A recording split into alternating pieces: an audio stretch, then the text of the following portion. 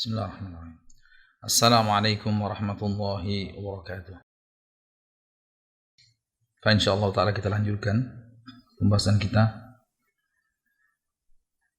Faqala rahimahullah wa nu'minu bi anna Allah ta'ala bi anna lillahi ta'ala ainain isnatain haqiqatain.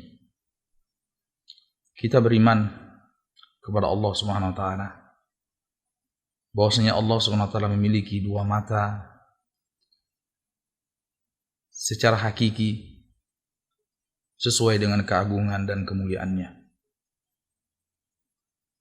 Sebagaimana Allah Subhanahu wa taala berfirman, "Wasna'il fulka bi a'yunina wa wahyina." Dan wahai Nuh alaihissalam, buatlah kapal dengan mata kami, dengan pengawasan dari kami. Wa qala Nabi sallallahu alaihi wasallam, hijabuhun nur. Hijab Allah Subhanahu wa taala ada cahaya. Lau kasyafahu la ahraqat subhat wajhi man taha ilaihi basaruhu min khalqihi. Kalau hijab tersebut disingkapkan, niscaya akan membakar apa yang sampai terakhir daripada apa yang dilihat oleh Allah Subhanahu wa taala. Dan ulama Ahlussunnah wal Jamaah sepakat bahwasanya Allah Subhanahu wa taala memiliki dua mata. Sesuai dengan sabda Rasulullah sallallahu alaihi wasallam. Tatkala Rasulullah sallallahu alaihi wasallam bersabda tentang Dajjal, Dajjal itu buta sebelah dan Allah Subhanahu wa taala tidak buta sebelah.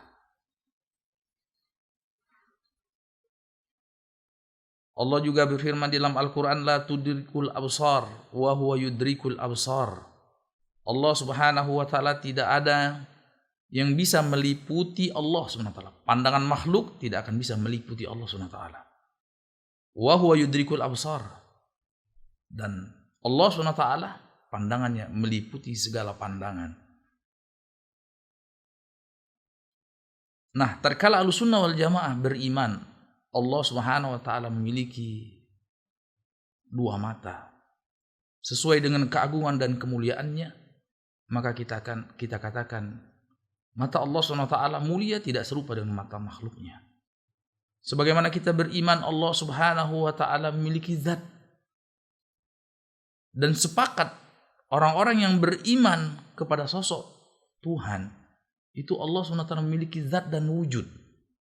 Bahkan Jahmiyah sekalipun yang menolak semua asma dan sifat Allah, mereka beriman Allah SWT memiliki wujud, Allah memiliki zat. Lalu kita katakan kepada Jahmiyah atau apakah lagi kepada selainnya, kalau sekiranya Allah memiliki zat, Allah SWT memiliki wujud, tidakkah kita berhak mengatakan wujud Allah, zat Allah tidak serupa dengan zat makhluknya?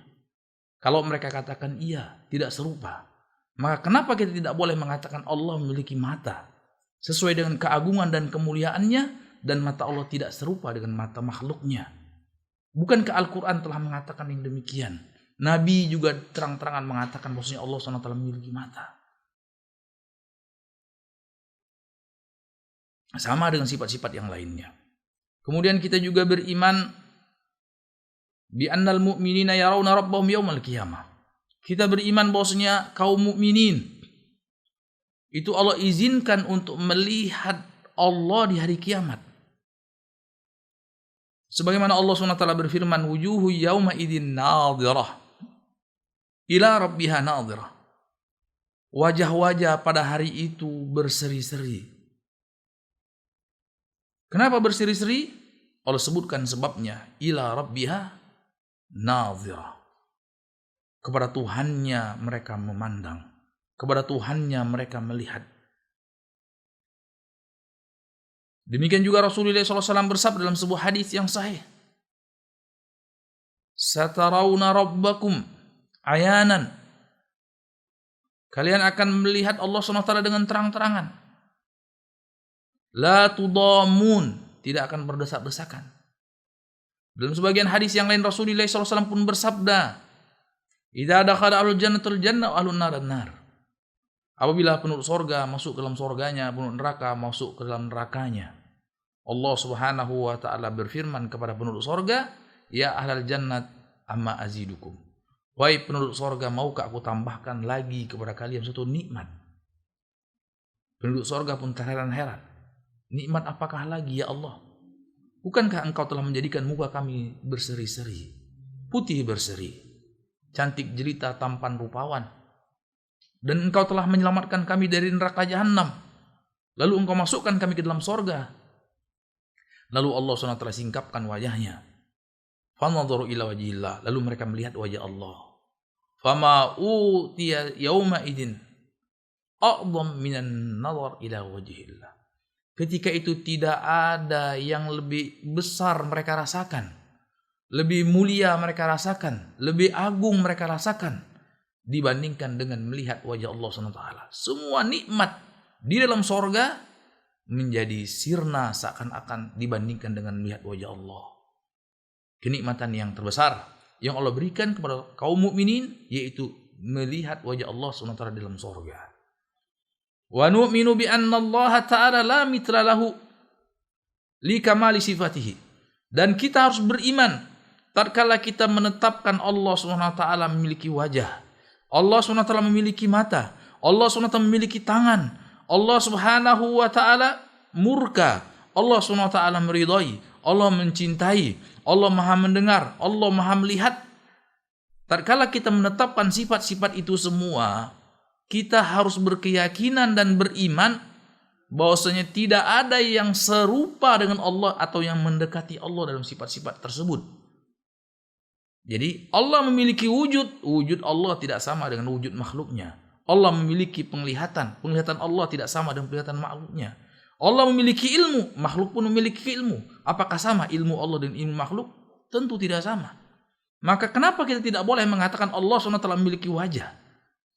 Sebagaimana makhluk memiliki wajah, tapi wajah Allah sesuai dengan kemuliaannya, wajah makhluk sesuai dengan keterbatasan dan kehinaannya.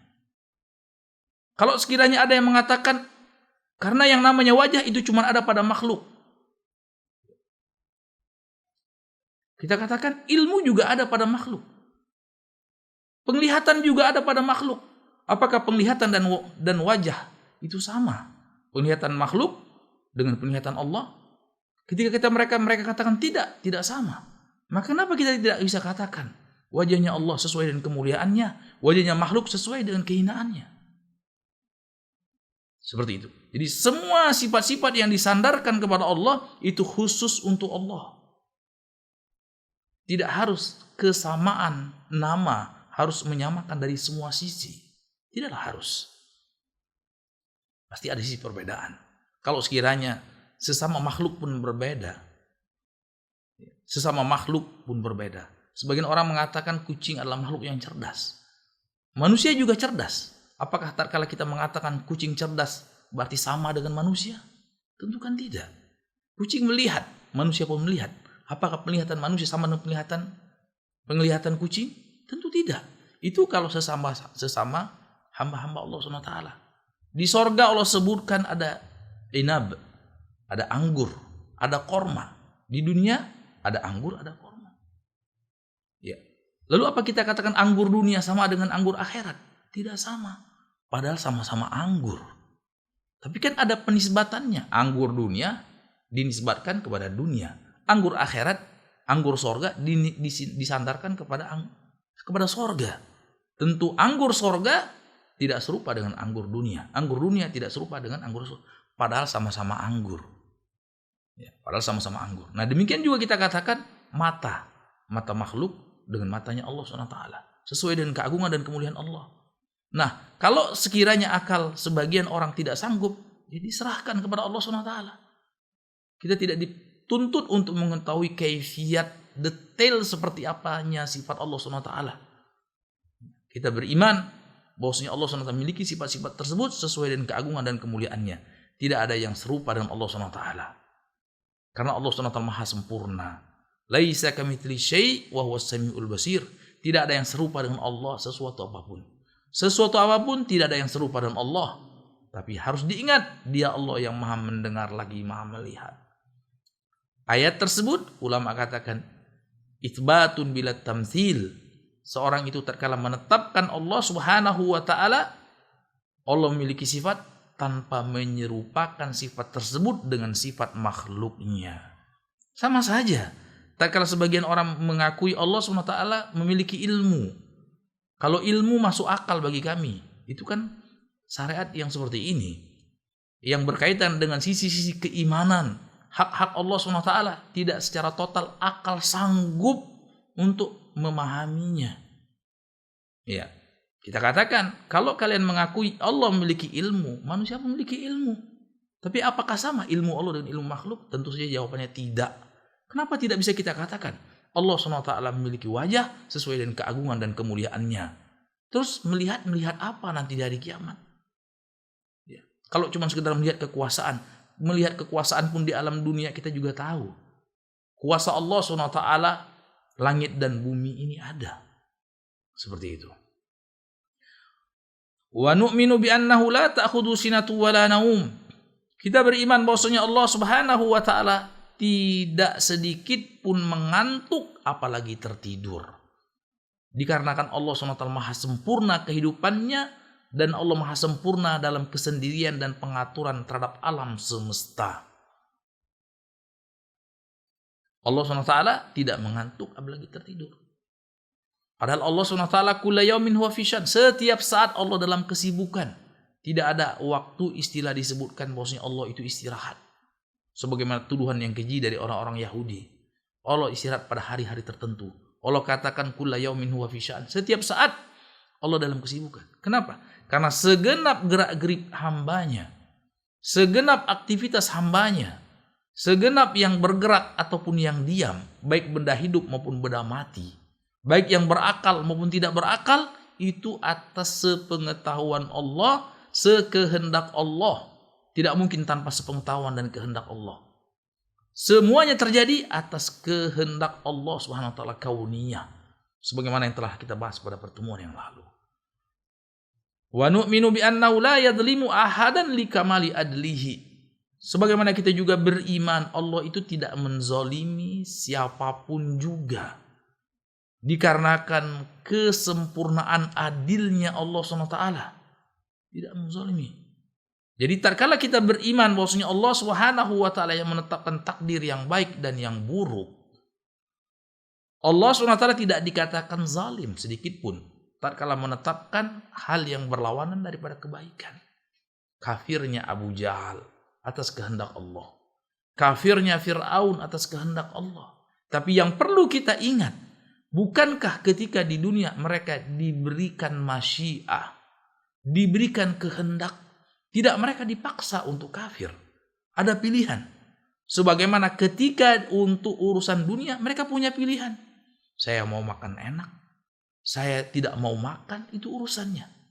Saya mau berpakaian, saya mau tidak berpakaian, itu urusannya. Saya mau pakai baju putih atau baju hitam, itu urusannya. Saya mau pilih makan sayur atau saya mau pilih makan daging. Ada kehendaknya. Kenapa dalam urusan dunia banyak sekali kehendaknya? Bisa berikhtiar. Kemudian dalam urusan akhirat tidak mau berikhtiar. Itu suatu hal yang tidak masuk akal. Maka disinilah letak kenapa Allah tidak zalim. Karena manusia itu tidak dipaksa. Dibelenggu lehernya untuk memakan hal-hal yang haram. Dibelenggu lehernya untuk sujud kepada patung. Dibelenggu lehernya untuk melakukan perbuatan-perbuatan yang haram. Tidak. Tatkala mereka minum khamr itu dengan kehendak mereka. Tatkala mereka membunuh orang lain dengan kehendak mereka. Tatkala mereka mengkonsumsi hal-hal yang Allah haramkan itu dengan kehendak mereka. Disitulah Allah Subhanahu wa taala tidak berhak untuk dikatakan zalim. Ya. Wa bi annahu laisa bighafilin an a'mali ibadihi likamali raqabatihi wa ihatatihi. Dan kita juga harus beriman Allah tidak lalai atas amalan apapun yang dilakukan oleh seorang hamba. Karena Allah SWT maha melihat. Karena Allah SWT maha memperhatikan. Karena ilmu Allah meliputi segala sesuatu. Allah itu begitu dekatnya dengan seorang hamba. Ya'lamu kha'inatal a'yun wa ma tukhfis sudur. Allah maha tahu mata-mata yang diam-diam melihat. Mata-mata yang berkhianat. Melihat sesuatu yang sebenarnya dimurkai Allah. Dan dia merasa bisa melihat tersebut. Dia merasa tidak diperhatikan oleh orang lain. Padahal dia tahu, dia beriman sebenarnya Allah Subhanahu wa taala yang memperhatikannya. Tidak ada yang luput daripada perhatian Allah Subhanahu wa taala. Wa nu'minu bi annahu la ya'jizu syai'un fis samawati wala fil ard. Kita juga harus beriman dan yakin bahwasanya Allah Subhanahu wa taala tidak ada yang bisa memaksa Allah di langit dan di bumi. Allah berfirman, dikarenakan Allah Subhanahu wa taala Maha mengetahuinya. Allah berfirman, innama amruhu idza arada syai'an an yaqula lahu kun fayakun. Allah Subhanahu wa taala kalau berkehendak sesuatu cukup mengatakan kun fayakun. Artinya, apabila Allah tidak kehendaki tidak akan terwujud. Dan semua apa yang Allah kehendaki pasti akan terwujud. Masya Allah kan wa ma lam yasha' lam yakun. Apa saja yang Allah kehendaki pasti terwujud. Pasti akan terwujud dan terjadi. Dan apa saja yang tidak Allah kehendaki tidak akan terwujud. Wabillahi taufik walhamdulillahirabbil alamin.